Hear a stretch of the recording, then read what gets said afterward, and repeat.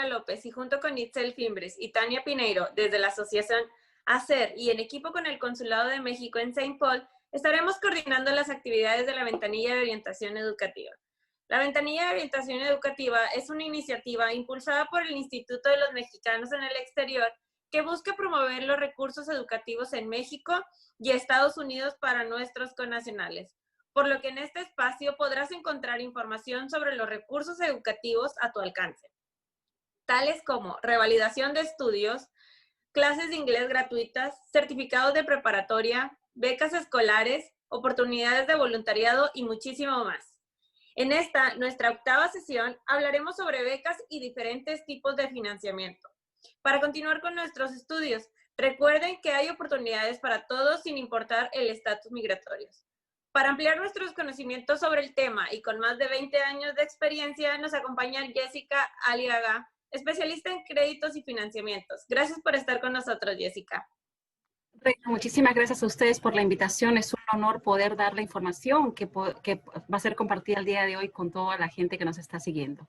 Muchas gracias. Recapitulando un poco sobre nuestras sesiones anteriores, la BOE son espacios en el consulado que dan orientación y asesoría educativa para el empoderamiento de la comunidad a través de la educación. La BOE permite difundir información de becas y programas educativos y dar asesoría acerca de la oferta educativa en México y Estados Unidos. La BOE son operadas por organizaciones aliadas locales sin fines de lucro vinculadas al tema educativo, que reciben fondos parciales del Gobierno de México. La BOE también organiza foros, talleres y pláticas informativas en las sedes consulares.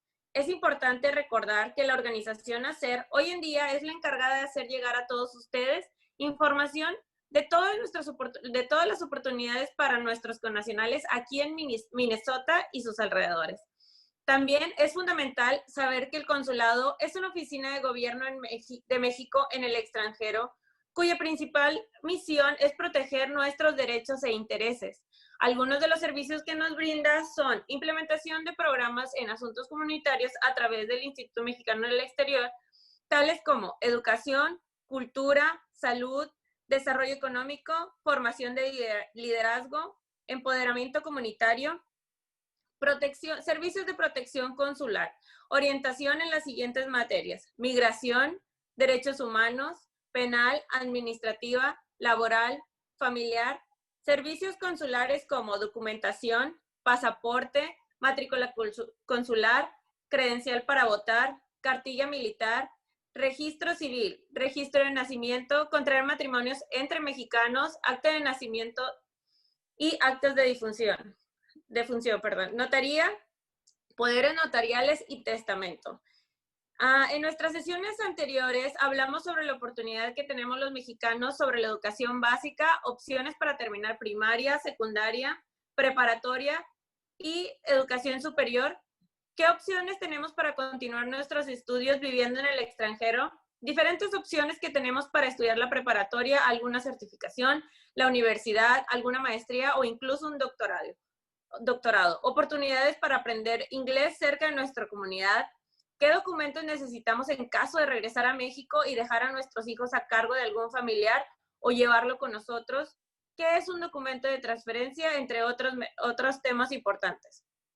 Asimismo, Carmen Pineda nos invita a que nos involucremos en la educación de nuestros hijos, que inculquemos los valores y que tengamos esa disposición de aprender y actualizarnos con talleres para padres para adquirir herramientas necesarias para un desarrollo exitoso de nuestros hijos.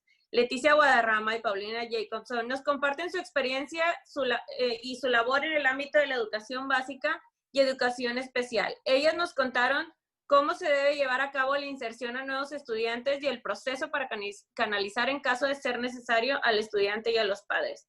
Los invitamos a que vean los videos anteriores en el Facebook y en YouTube. Y si tienen alguna duda, por favor, envíen un correo a boemex@ser-mn.org. Y bueno, Jessica, gracias por estar con nosotros. Cuéntanos un poquito sobre ti y el trabajo que desempeñas. Gracias, Reina. Efectivamente, yo dirijo Hispanic Solutions Group, que es una compañía de Credit Service Organization. Básicamente lo que hacemos todo lo referente al crédito. enseñamos a la gente el crédito, reconstruir el crédito y construir el crédito. Y tenemos una pasión bastante grande por lo que es relacionado a los préstamos estudiantiles, porque no solamente se están convirtiendo en un problema para la comunidad hispana, se están convirtiendo en prácticamente un problema financiero a largo plazo. Entonces es muy importante que la gente que nos está escuchando, con la educación que podamos dar a través de las redes sociales o a través de consultorías directas, pues entiendan que este proceso es bastante engorroso, bastante difícil, y por eso es muy importante que temas como el que se va a tratar el día de hoy sean tocados con anticipación y no tengamos que decir por qué no me dijeron. Claro que sí, muchísimas gracias. Y pues bueno, entrando un poquito en materia, sabemos que hay diferentes maneras de solventar la educación superior. Entre ellas son becas, ayudas financieras, préstamos, trabajo y estudio, asistencia militar. Y por dar un ejemplo, las Federal Pell Grants es una ayuda de una manera, es una asistencia financiera federal en la cual el gobierno otorga ayuda económica para financiar, en este caso, pues hablando de la educación. Existe también el programa de trabajo y estudio, que es un programa en el cual el estudiante puede trabajar dentro de la misma universidad. Las instituciones pueden incluir un programa de trabajo y estudio como parte del paquete de ayuda financiera, y los estudiantes trabajan un promedio más o menos de 15 horas, tomando en cuenta el horario de clase, habilidades laborales y el programa académico. Las asistencias financieras para aspirantes para docentes, que es la beca Teach, que otorga asistencia hasta por $4,000 por año a estudiantes que desean enseñar. Y para las personas que tienen un estatus migratorios, por ejemplo, las personas indocumentadas, también existen las oportunidades. Aquí tenemos la ley DREAM de Minnesota, que también es conocido como la ley de prosperidad, que es una ley estatal que proporciona beneficios estatales a los residentes de Minnesota sin importar el estado migratorio federal. Y pues, como sabemos, las becas se otorgan en base a diferentes criterios, por dar unos ejemplos: logros académicos o atléticos, antecedentes culturales o religiosos, habilidades o talentos especiales. Y pues para iniciar nuestro trámite de becas, la primera que debe aplicarse es FAFSA, ya que algunas universidades toman datos basados en FAFSA y otorgan algunas becas extras.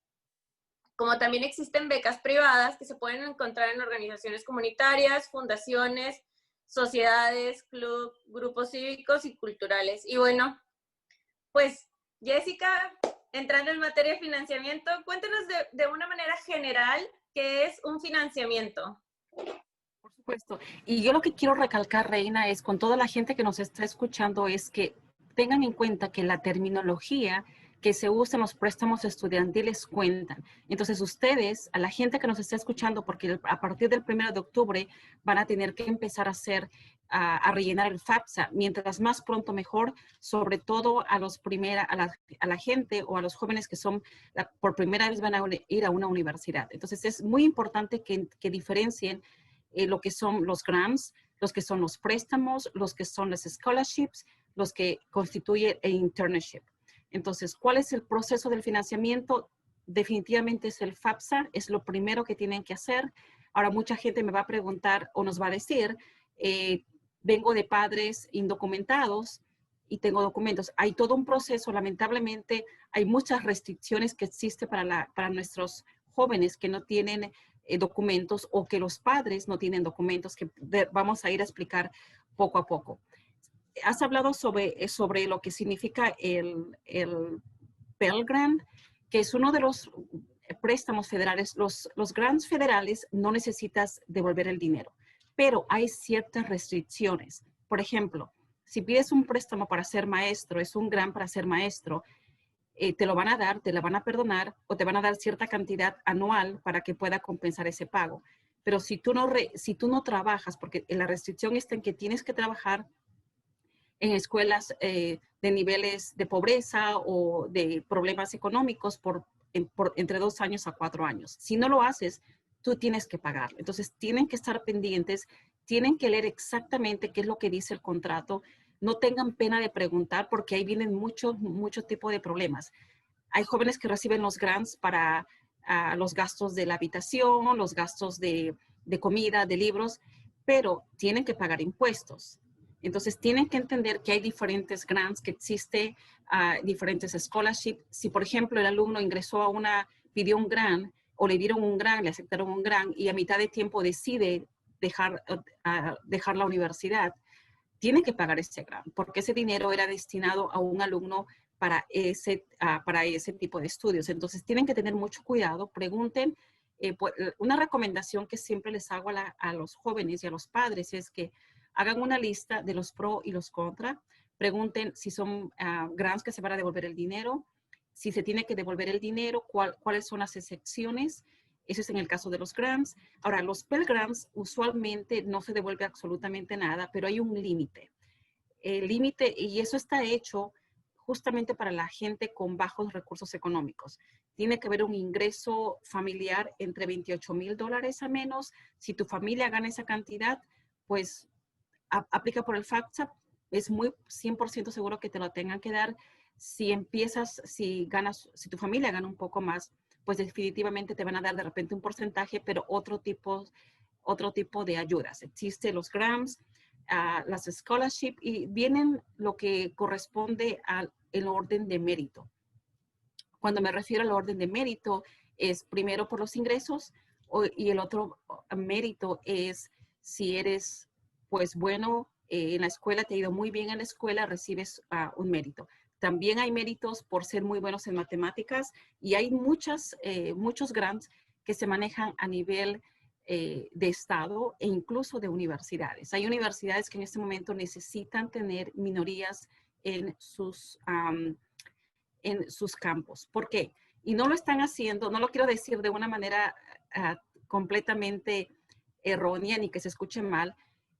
Hay un beneficio porque el Departamento de Educación da ciertos bonos extras para que ellos puedan completar unas cuotas. Y las cuotas por ser minorías es mucho más altas que las cuotas para la gente que en este caso son no hispanos. Entonces, si son minorías, apliquen por las universidades, ellos les pueden tener opciones para los scholarships, para los grants, internship, que son muy grandes, y lo que tú hablaste, pueden trabajar unas 15 horas o 12 horas, dependiendo, para que puedan compensar sus gastos. Excelente, muy bien. Y respecto al financiamiento, ¿cuál es la diferencia si el estudiante es dependiente aún de los padres o el estudiante ya es independiente, vive solo? Ahí viene la parte del FAFSA. Por eso es muy importante que no dejen de hacer el FAFSA, porque hay mucha gente que se va a sorprender que puede recibir los grants. Los grants, obviamente, no necesitas retornar el dinero si son grants federales.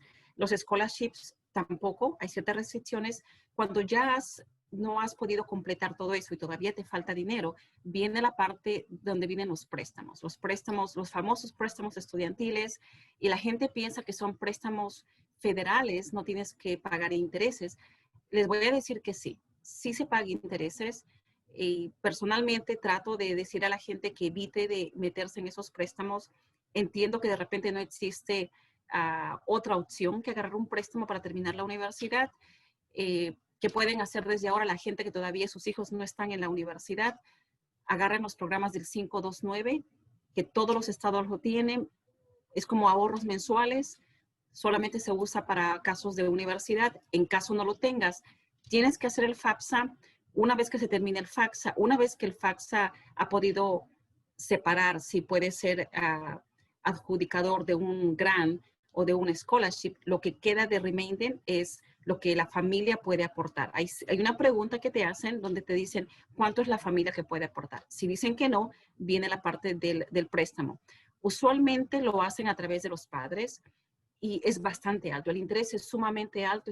Estoy hablando de un 6 o 7%, que para nosotros es sumamente alto. En caso los jóvenes no tengan documentos, lo que hacen es, puedes pedir un préstamo, ya no federal, pero puedes pedir un préstamo privado. En este caso, te van a pedir que busques un cosigner que tenga residencia en los Estados Unidos y que tenga su seguro social. Estoy hablando en caso de gente que no tiene documentos. En gente que tiene documentos, pues definitivamente va a ir a través de los padres. Y sí les digo a la gente que pónganse a pensar que es uno de los préstamos más peligrosos, porque así estés en así te dan el préstamo y te digan no tienes que pagar nada por 4 años, lamentablemente el interés se sigue acumulando y mucha gente piensa que eso no pasa, pero sí pasa. Piensa que no pasa porque el préstamo federal suena como que el gobierno te va a pagar. No, ellos no lo están pagando, ellos simplemente están garantizando un préstamo y el préstamo lo está dando un third party que usualmente son inversionistas que obviamente necesitan tener una ganancia. Entonces, véanlo desde esa forma, pero les recomiendo, mientras más pronto ustedes puedan acceder a los grants, puedan acceder a las scholarships, puedan incluso pedir grants a nivel privado. Hay muchas organizaciones a nivel de los Estados Unidos que dan grants y scholarship e incluso $500. Si pueden acceder a $500 de 10 organizaciones, ya tienen ahí $5,000. Mientras más pronto, Reina, nuestra gente puede empezar con este proceso, es mucho mejor. Excelente, muchísimas gracias, Jessica. Otra preguntita, hablando sobre el financiamiento, ¿qué consejo nos darías a los padres que tienen hijos, por ejemplo, en séptimo grado? ¿Qué les aconsejas para prepararse para cuando su hijo llegue a la universidad? Claro, y es un tema que de repente muchísima gente no habla, Reina, y gracias por preguntar, porque personalmente me pasó, no sabía exactamente qué podía hacer cuando mi hija estaba ya en el 7º grado, no sabía en ese momento. Primero, el plan 529. El plan 529 es como un plan de ahorro que todos los estados lo tienen. No no tienes que pagar impuestos por ese dinero que estás pagando. Segundo, puedes empezar a buscar si tus hijos pueden empezar a aplicar para que tomen clases extracurriculares, que le llaman así, o que tengan crédito con las universidades o que tengan crédito con los pequeños institutos, porque de esta forma, si toman cursos extracurriculares, que ahorita está disponible no solamente en los community college, sino en las universidades, empiezan a ganar crédito y se están ya ahorrando dinero desde que están en el high school. Entonces, es importante que lo hagan, contacten. Y una de las personas más importantes en este momento en el high school va a ser los mentores, van a ser la persona que se encarga de manejar tu información educativa. Y lo que sí, obviamente, nuestra comunidad sufre es que no existe suficientes personas que hablen español. O de repente existe el estereotipo de que nuestros jóvenes o nuestros hijos no van a ir a la universidad y simplemente no tienen ningún interés en ofrecerlo. Entonces, ¿qué pueden hacer? Pregunten cuáles son las opciones que tienen, porque ese es su trabajo. Ellos no nos están haciendo ningún favor, no le están haciendo ningún favor a sus hijos. Hagan una lista de las preguntas que quieren hacer. Sí les recomiendo que hagan una lista. Si nuestros padres que están escuchando no saben hablar inglés, hagan una lista y pregunten qué opciones mis hijos tienen para tomar créditos externos de una universidad o de un community college. Esas 2 o 3 preguntas básicas, cosa que así los consejeros de los high school no digan me está quitando mucho tiempo. Entonces te puedan contestar y hagan un seguimiento con el community college o hagan el seguimiento con las universidades. Otra de las cosas que también muchísima gente está de repente, no le está tomando mucha atención, no le está prestando mucha atención, son los trade school. Los trade school está creciendo muchísimo. Prácticamente tú ingresas a los trade school y ya tienes un trabajo, empiezas con los internships y prácticamente estos jóvenes que tienen 16, 17 años están ganando 18, 19, $20 solamente porque les están enseñando y les están enseñando algo que pensábamos que no es tan importante. Pero ya terminan el año, salen ganando dinero, salen con un grado y pueden tener un trabajo muy bien remunerado. Otra de las opciones que también le digo a la gente, a nuestra comunidad, es traten de aplicar. Los trade schools son muy buenos. Los unions que existen a nivel estatal también son muy buenos. Traten de contactar y ver si hay la posibilidad de que puedan ser aprendices. Porque como aprendices también puedes recibir tu dinero. Prácticamente te inscribes y estás ganando y estás aprendiendo un oficio que a largo plazo es un oficio muy buen pagado. Estos chicos pueden ganar empiezan ganando $40,000, $50,000, en unos 3 o 4 años pueden ganar 70,000, 80,000, pero ya tienen un oficio. Entonces hay que darle todas las oportunidades y posibilidades a nuestra comunidad, Reina. Excelente, muchísimas gracias. Y bueno, hablando de tasas de interés, ¿cuál sería una tasa de interés adecuada en caso de que mi opción ya no es hacer un ahorro para cuando mi hijo vaya a la universidad? Ya me toca el próximo año. ¿Cuál sería una tasa de interés adecuada? Fíjate que el interés va a cambiar dependiendo. Esos son los casos más raros que existen en el préstamo estudiantil, porque va a depender más que nada del ingreso. Es bien extraño porque usualmente los préstamos que uno pide en los Estados Unidos es en base a tu score, en base a tu puntaje. En este caso, por algún motivo, así tengas un excelente score, siempre el interés va a ser un poco alto. Ahora, si lo haces directamente, si un alumno pide el préstamo directamente, porque acuérdate que es un proceso. El FAFSA, tú tienes que ingresar la información de cuánto es el ingreso familiar. Entonces, si el hijo lo hace directamente, si el alumno lo hace directamente, no hay ayuda de los padres, entonces usualmente los préstamos que reciben los alumnos es bajo. Puede ser 2, 3% por la edad. Por la edad. Entonces, si lo pueden hacer directamente, háganlo porque es un interés sumamente bajo. Si lo van a hacer a través de los padres, pues lamentablemente siempre va a ser alto. 6, 7, 8%. He visto intereses así sumamente altos. Y una de las cosas que sí le quiero decir a la gente que nos está escuchando y dice, mira, mis padres son indocumentados, ¿yo cómo voy a hacer el FAFSA? Hay protocolos que cada universidad tiene, y te lo digo desde el punto de vista de consejera de préstamos estudiantiles. Cuando rellenan el FAFSA, obviamente no puedes poner un seguro que no te corresponde, no puedes poner el ITIN number, lamentablemente, a pesar que pagas impuestos. ¿Y qué se recomienda a los padres? Poner el 0000, para que de esta forma la universidad pueda, porque las universidades tienen protocolos cuando ingresa esa información. Entonces la universidad se hace cargo de que exista un plan contingente para que este alumno pueda ir y los padres puedan, por decir así, puedan recibir el préstamo.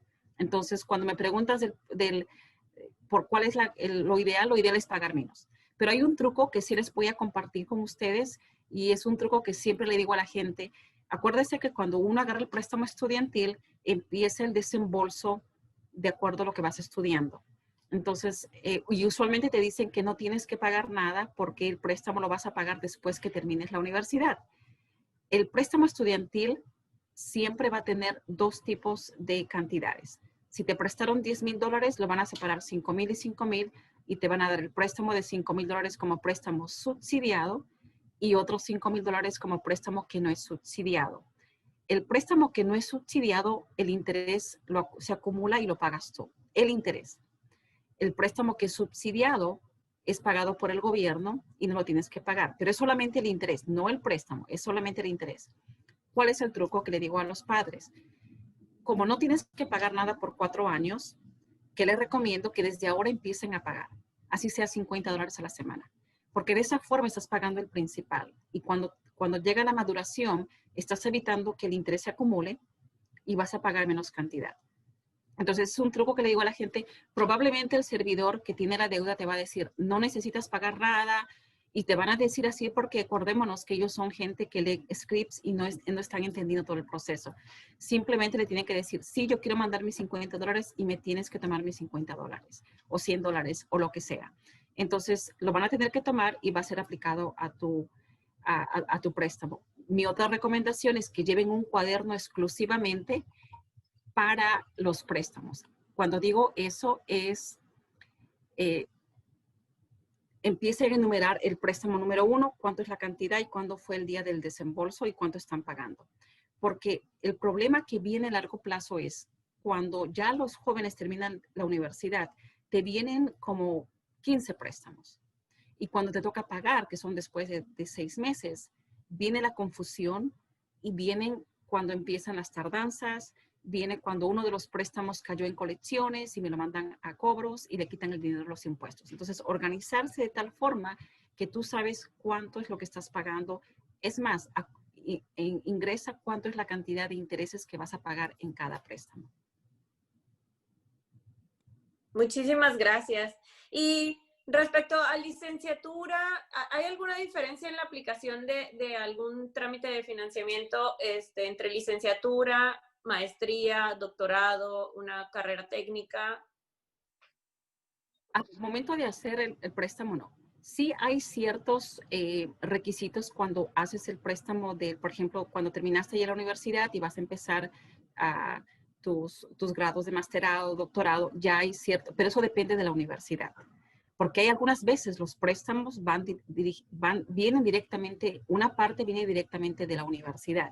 Entonces, por eso es muy importante que ustedes separen y empiezan a reconocer la terminología que se va a usar en el préstamo. Entonces, el FAFSA lo tienen que hacer una vez al año, definitivamente no hay forma de que, y la razón por la que lo hacen es porque si este año tu familia ganó 28,000 y puedes acceder al Pell Grant, pero el siguiente año tu familia ganó 50,000, entonces ya no vas a ingresar al Pell Grant. Entonces, tienes que ponerte a pensar que cada año vas a tener que hacer el préstamo, vas a tener que hacer el FAFSA y vas a tener que renovar, y de ahí vienen los tipos de renovación que puede hacer, tanto para el préstamo, tanto para los grants que puedes recibir o los scholarships. Excelente. Muy bien. ¿Y algunos consejos que nos puedas dar para las personas que tienen niños en pleno desarrollo y tienen 3 hijos? ¿O nos podrías hablar un poquito más sobre este plan que nos mencionabas anteriormente en el que vas ahorrando para cuando tus hijos entran a la universidad? ¿Nos puedes hablar un poquito más sobre este plan? Claro, Reina. Y fíjate que mucha gente no sabe y dice, imagínate cómo no sabía hace 18 años cuánto dinero hubiera tenido ahora. Entonces es como jugando. Siempre le digo a la gente, imagínate si te gastaste $50 en ir a comer a la calle o en algo y de repente pones $20 solamente dedicado a ese, prácticamente como unos ahorros para los estudios, la cantidad de dinero que vas a tener. Se llama es muy sencillo, búsquenlo en la internet y es directamente con el estado de Minnesota 529, es el plan 529. Te inscribes.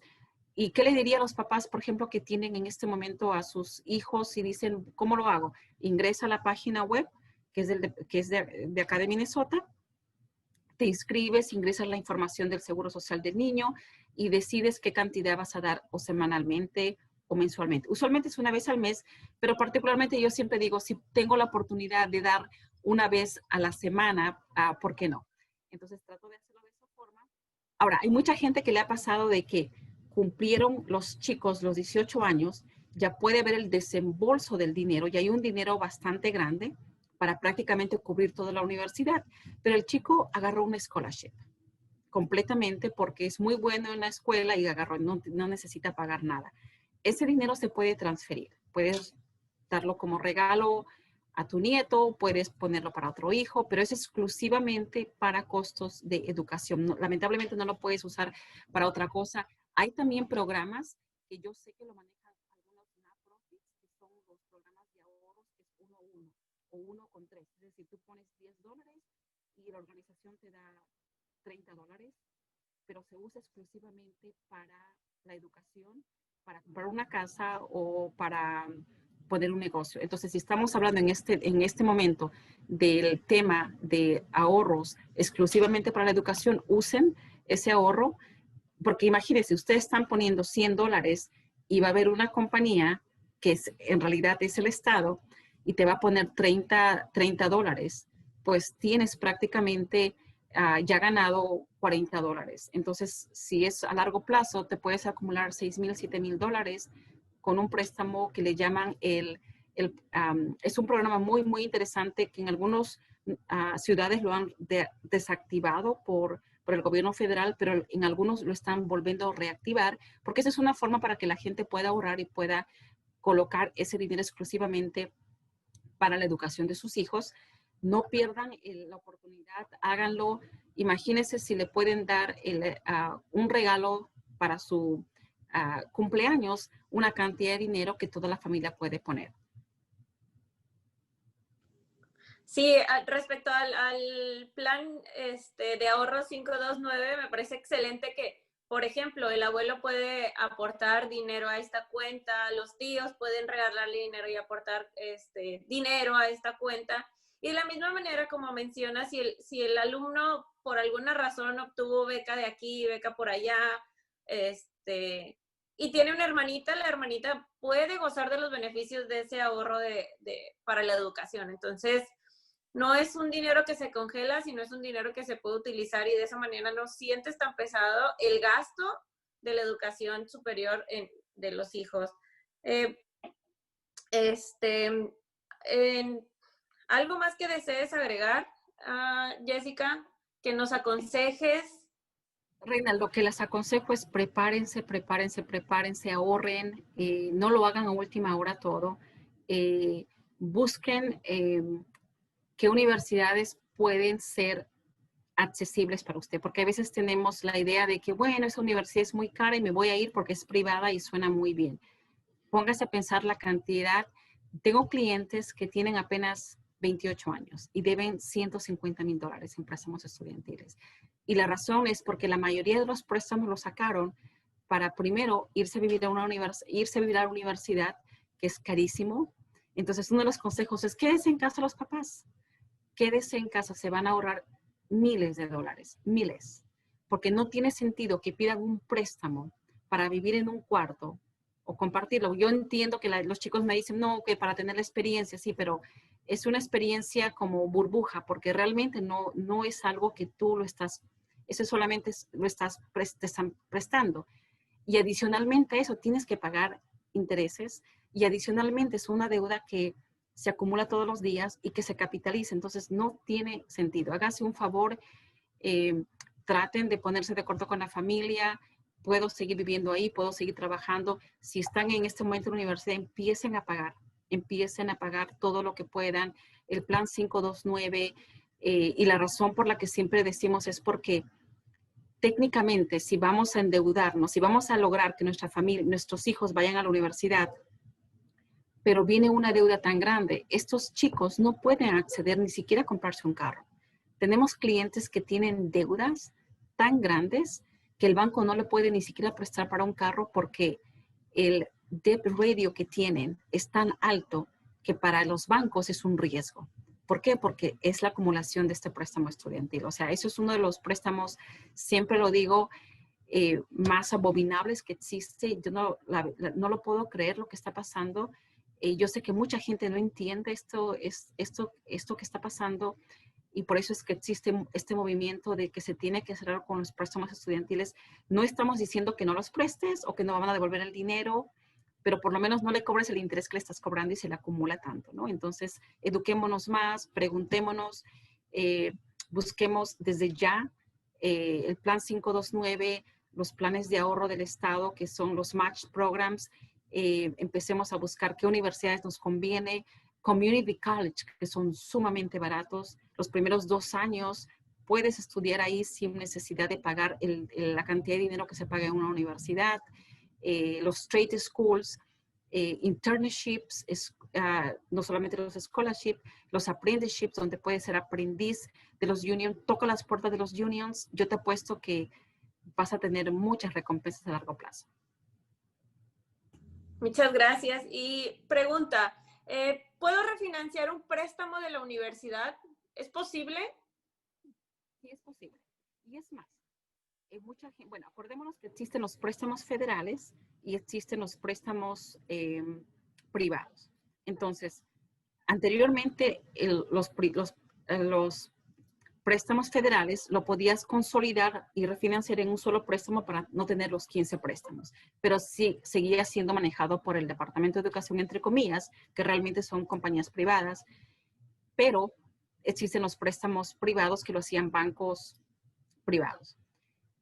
¿Que sí se puede refinanciar? Sí. Puedes incluso en este momento meter los préstamos federales y privados juntos en uno solo para tener un solo préstamo. ¿Cuál es la única condición que ponen estas compañías? Porque ahora han crecido, ahora son 7, hasta el año pasado eran 5, ahora son 7, que tengas un excelente score. Y el score válido para ellos es a partir de 720 y nos hemos dado cuenta que el interés es mucho más bajo.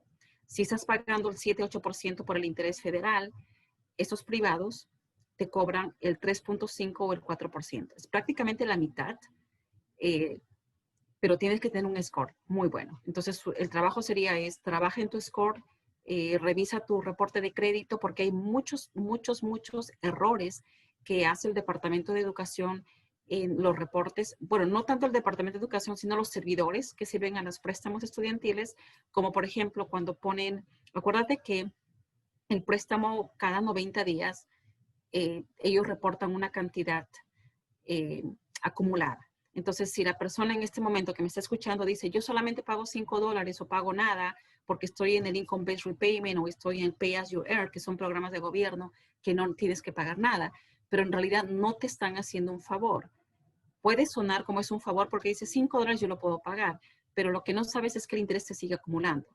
Si tú tienes que pagar al mes $200 y solamente pagas $5, $195 se está acumulando y después de 90 días, los que manejan tu deuda van a reportar en tu reporte de crédito que debes más. Y ahí viene lo que se llama cuando se te baja el score. Y tú dices, pero ¿por qué me bajó el score si estoy pagando puntualmente? Es porque la deuda que se está acumulando en tu récord está creciendo. Y eso no es bueno para ti. Entonces, tomen en consideración eso para la persona que preguntó sobre el refinanciamiento. Sí lo puedes hacer.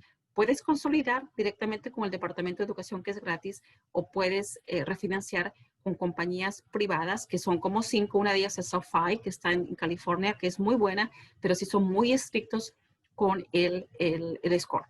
Y para eso tienen que trabajar muy fuertemente en su score, Reina. Muchísimas gracias. Y por ejemplo, en el caso de el primer préstamo que pedí para financiar mi educación superior, lo pedí en nombre de mis padres. ¿Hay alguna manera de posteriormente ponerlo a mi nombre? Sí, pero vas a tener que refinanciarlo a través de una entidad privada.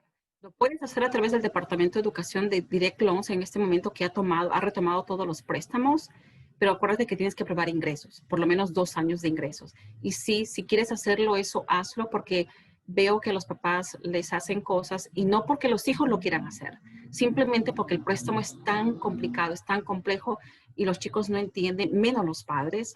Entonces viene un proceso de tardanza, el crédito se le malogra, le quitan el dinero de los impuestos, le empiezan a embargar el dinero de su sueldo. Entonces evitémonos hacer a los padres eso. Y la persona que preguntó, gracias de verdad, porque te lo digo en nombre de los padres porque es bien complicado. Mientras más pronto lo puedas hacer mejor. Si no, empieza a pagar. Saca el reporte en el National Database de tus préstamos estudiantiles, saca todos los préstamos que tengas y empieza a revisar cuál es el interés más bajo o cuál es el préstamo más chiquitito, empieza a pagar los chiquititos o consolídalo todo y hazlo de esa forma. Eso yo creo que va a ser el mejor regalo que le vas a dar a tus papás. Excelente. Y digamos, ¿cuáles serían las consecuencias de un préstamo universitario privado en caso de que yo no lo pagase? ¿Pueden embargar, meterme a la cárcel? ¿Cuáles serían las consecuencias yéndonos a los extremos? A los extremos, sí, sí, sí. Bueno, te voy a contar que el que es más, el préstamo privado no te puede hacer mucho, pero el préstamo federal sí.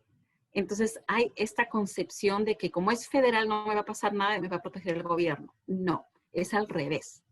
Es completamente al revés. Ese es el préstamo que más atención le tienes que tener porque es el único préstamo que no necesita mandarte a corte para quitarte dinero de tus ingresos o quitarte dinero de tu banco, de tu cuenta de bancos, de ahorros o quitarte dinero de los impuestos.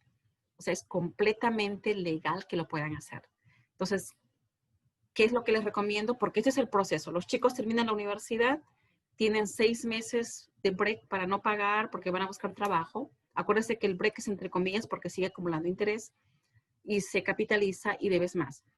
Cuando terminan los 6 meses, tienes un periodo que puedes usar programas como se llama el forbearance o deferment, que también tienen que tener mucho cuidado porque usualmente, y te lo digo porque me pasaba a mí, cuando los chicos me llamaban y me decían, no estoy trabajando, a mí me enseñaban y me decían, bueno, si no trabaja hay el programa de unemployment. No te preocupes que no necesita pagar nada.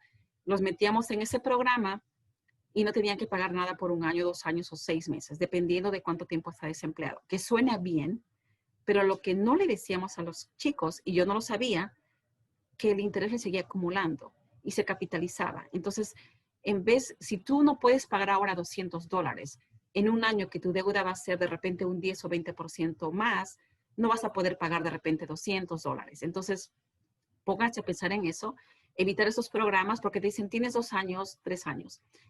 Una vez que terminas esos programas, porque es lo que le pasa mucho a los jóvenes, dejan de pagar porque ya no pueden pagar $300. Tenían que pagar 200, ahora no pueden pagar 300 y empieza el proceso de tardanza. Pasa 360 días o 359 días exactamente y pasa a la compañía que se encarga de garantizar, que son compañías independientes. Ellos pagan el préstamo y esta compañía te persigue a ti. Te da 90 días para que consolides o pagues todo. Como no lo puedes hacer, porque originalmente no tenías $200 para pagar, ahora menos tienes $40,000 para pagar. Viene el proceso que se llama el proceso de default, que es el proceso de colecciones. En este proceso, ellos buscan dónde trabajas, empiezan a buscar dónde tienes dinero en los bancos y te quitan el dinero. Hay un proceso que le llaman, que le dicen, te van a, una carta que te llegue y te dice, te vamos a quitar el dinero de tu cheque, un 15 o 25%. Si tú no contestas, lo hacen. Y no puedes tú pelear, porque es un préstamo que fue garantizado por el gobierno. Entonces te lo van a hacer. Ellos sí te lo van a hacer. Puedes perder tu licencia en tu estado. Hay algunos estados que te quitan la licencia. E incluso hay algunos estados que te quitan la licencia si eres enfermero o enfermera o doctor. Entonces tienen que tener muchos cuidados. Y yo he visto uno de los problemas más grandes en los préstamos estudiantiles es de la gente, sobre todo que son doctores, porque son préstamos tan, pero tan grandes. Y entonces los doctores ya no hacen más opción que dejar de trabajar en los hospitales y se van a trabajar por ellos mismos para evitar ser embargados. Entonces hay todo un proceso. Hay un proceso de salir de ese proceso que se llama la rehabilitación, que lo puedes hacer, que es lo mismo, pagas $5 por 9 o 10 meses y de nuevo se crea una nueva deuda.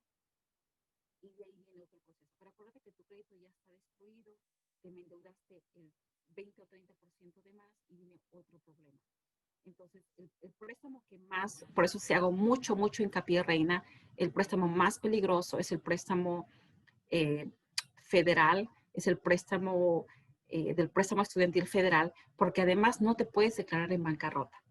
Hay casos exclusivos, creo que ha sido el 1% a nivel de toda la nación, que los prestamistas se han declarado en bancarrota y el juez ha decidido, sabes que no puedes ni pagar, te elimino, pero ese es el 1%. Hay un proceso que, si por ejemplo tú terminaste la universidad y te quedas deshabilitado completamente, no puedes trabajar, entonces en ese caso sí te permiten perdonar la deuda. Anteriormente te hacían pagar un porcentaje de impuestos. Por ejemplo, si te perdonaban $50,000 de la deuda, tenías que pagar un porcentaje de los impuestos. O sea, tienes otra deuda con el IRS. En este momento lo han quitado por los últimos años. Se está especulando que a partir de julio del próximo año va a volver a entrar, que también es un peligro para mucha gente que está deshabilitada, que no tiene ingresos.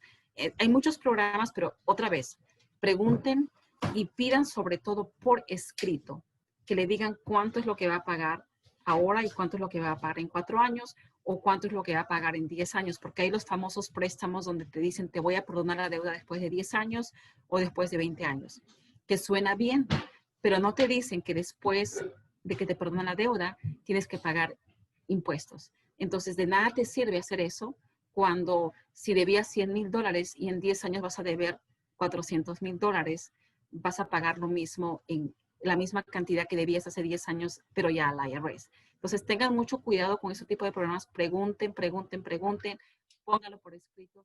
Si las compañías les pueden mandar por escrito mejor. Ahora, los préstamos privados, cuando hablamos de privados, que ya lo hace una organización privada que no está bajo el lema de Federal Loan, sí te puedes declarar en bancarrota, sí te permiten hacer en ese caso. Te puede mandar a corte, sí, pero puedes pelear en corte, o sea, puedes negociar, puedes hacer settlement, pero tu crédito está destruido. Y usualmente ese tipo de préstamos es mucho más alto, o sea, el interés es mucho más alto. Hay varios bancos que ya no están prestando por los últimos 3 años, no lo están haciendo, y ahorita están metidos inversionistas privados que el interés es sumamente alto. Y si te das cuenta, después de 4 o 5 años que la gente no puede pagar, ya estos bancos han recuperado todo su dinero por todo el interés que han cobrado. O sea, nunca hay pérdida para ellos. Sí, claro, bueno, lo mejor es ahorrar con tiempo, prepararnos para el futuro de nuestros hijos, antes de llegar a todo este extremo. Pero sí, desgraciadamente hay mucha gente que por desinformación ha llegado a este extremo, entonces para los que aún no están en ese punto, es importante prepararse, ¿sí? Para el futuro de sus Gracias. hijos y... Sí, y gracias por este magnífico programa que ustedes están haciendo con ACER y el Consulado de México, porque eso demuestra que están completamente preocupados por el bienestar económico, por el futuro financiero de su comunidad, porque lo que veo día a día es prácticamente para llorar. Yo veo la parte que es la reparación de crédito y es increíble cómo la gente se está endeudando con los préstamos estudiantiles. Entonces yo me quito el sombrero por lo que ustedes están haciendo, porque es la primera vez que me han invitado para explicar algo así. Yo sé que se habla de los préstamos y los préstamos que suenan muy bien, pero no le dicen cuál es todo el proceso, no le dicen qué hay detrás de eso. Entonces, gracias por permitirme dar a conocer toda la información que tengo y tratar de prevenir que nuestra gente se siga endeudando más, Reina. Así es, muchísimas gracias. Gracias a ti por acompañarnos el día de hoy. Y Jessica, nos gustaría que nos compartieras un poquito sobre tu experiencia sirviendo a la comunidad, compartiendo con nuestra comunidad mexicana y latina en general sobre tus conocimientos. ¿Cuál es la satisfacción que sientes de compartir todo lo que sabes y tu experiencia? Cuéntanos un poquito y invita a la gente que lo haga. Supuesto, Reina. Fíjate que como todo inmigrante, cada uno tenemos nuestra historia. Entonces, una de las razones que a mí me ha movido muchísimo hacer algo y tomar las riendas de nuestro destino en nuestras manos es porque cuando yo trabajaba en préstamos estudiantiles, veía todo este tipo de problemas y no lo podía decir. Porque lamentablemente cuando firmas un documento con una corporación hay cosas que no lo puedes decir. Entonces, cuando decidí que tenía que hacer algo y era a través de la educación. Entonces, siempre estoy dispuesta a dar la información a nuestra comunidad, porque yo me pregunto, si yo hubiera sabido esto hace 10 años, de repente estaría en una mejor posición. Entonces, eso es el lema que yo tengo. Lo poco que yo puedo saber que le va a beneficiar a alguien y le va a servir para su futuro financiero, para el futuro de su familia, para nuestra comunidad, eso es totalmente, no tiene precio. Y te lo digo porque lo que yo hago es, cuando nosotros reparamos el crédito y la gente me dice, gracias porque tú estás arreglando la vida de mi familia. O sea, no es una sola persona, es la vida, eso es y ya se ha vuelto una misión para nosotros y una satisfacción enorme saber que ya le devolvieron el dinero a nuestra gente, que está pagando menos dinero, que está ahorrando más dinero, ya no está tan preocupada y ahora dice, ¿y ahora cómo voy a hacer para resolver? Porque si tú te das cuenta, llegamos a los Estados Unidos, trabajamos duro y hacemos todo lo posible para ahorrar, pero no puedes ahorrar. Entonces siempre me he preguntado, ¿por qué no podemos ahorrar? ¿Por qué es la razón que la gente no puede ahorrar? Y es porque no sabemos. No sabemos las opciones que existen. No sabemos que teniendo un buen crédito vamos a hacer que paguemos menos dinero por intereses. No sabemos que podemos comprar nuestra casa en 15 años, no tenemos que comprarlo a 30 años. No necesitas ganar millones de dólares para tener algo. Simplemente es conociendo. El conocimiento es un poder increíble, sobre todo en un país que es un país capitalista, un país donde siempre digo, si tú conoces el sistema, es mucho más fácil poder moverte en el sistema.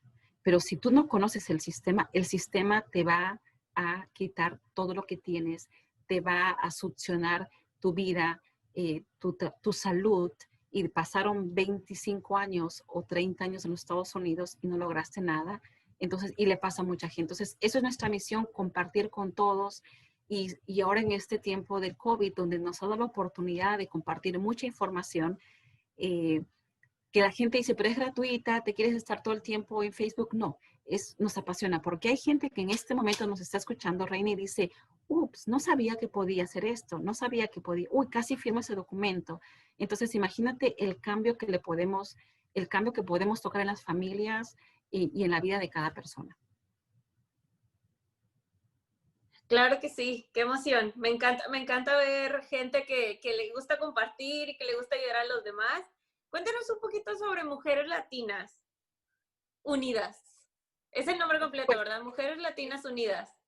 Así es el nombre completo, lo dirige Carmen Viviano y fui invitada como para ser parte del borde. Y una de las cosas que me encantó del grupo es que desde un primer momento, cuando fui invitada a las charlas mensuales, siempre se daba información que era importante y valiosa.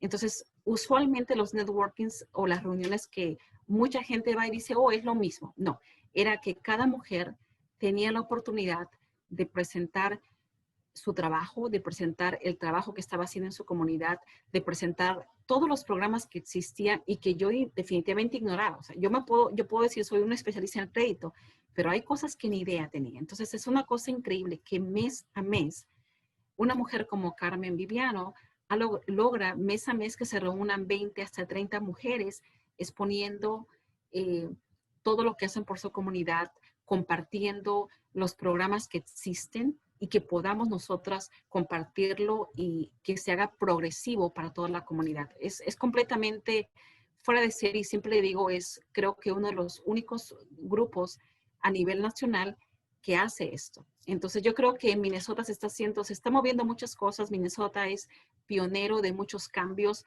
a nivel de comunidad y sobre todo a nivel de todas las mujeres, porque las mujeres son las que más están haciendo en Minnesota, sin dejar de lado a nuestros líderes varones, ¿verdad? Sí, claro que sí. Pues muchísimas gracias. ¿Algo más que desees agregar, Jessica? Me dio mucho gusto compartir esta tarde contigo. Encantadísima. La gente que tiene preguntas referente a lo que hemos hablado, la línea de español de Hispanic está disponible para ustedes. Mis coworkers pueden atender las llamadas. Estamos hasta las 7 de la noche. Hacemos consultorías totalmente gratuitas con el crédito, porque siempre le decimos a la gente, hay cosas que tú mismo lo puedes hacer. No necesitas contratar una compañía. Hay que ser muy transparente en eso. Hay not-profits que te pueden ayudar. Siempre estoy ayudando. Hey, los non-profits, hay cosas que hacen totalmente gratuitas, hazlo o hazlo a través de ellos. Ya lo que nosotros hacemos es la parte más complicada, más difícil de pelear con las compañías y tratar de luchar por los derechos de los consumidores latinos, que ese es el más...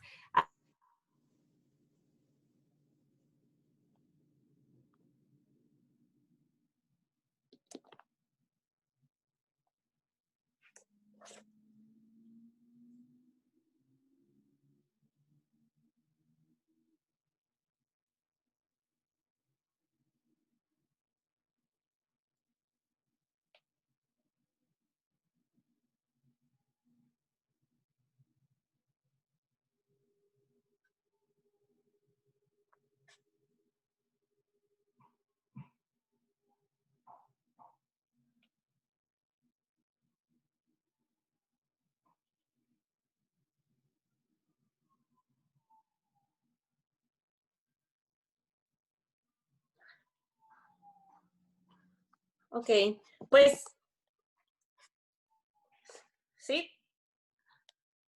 Bueno, pues muchísimas gracias a Jessica por acompañarnos al día de hoy y pues es importante fomentar la lectura en casa y les recordamos que Conalitec es quien produce y distribuye cada ciclo escolar los libros de texto de manera gratuita en México y que es posible para nosotros, que estamos en el extranjero, tener acceso a estos libros de manera gratuita en la página www.conalitec.gov.mx. Además de los libros de texto, los invitamos a que revisen esta página y vean todas las opciones de los libros que tenemos disponibles completamente gratis. Los invitamos también a que revisen en casa la guía educativa 2020 que se encuentra disponible en línea en la página www.gov.mx/IME.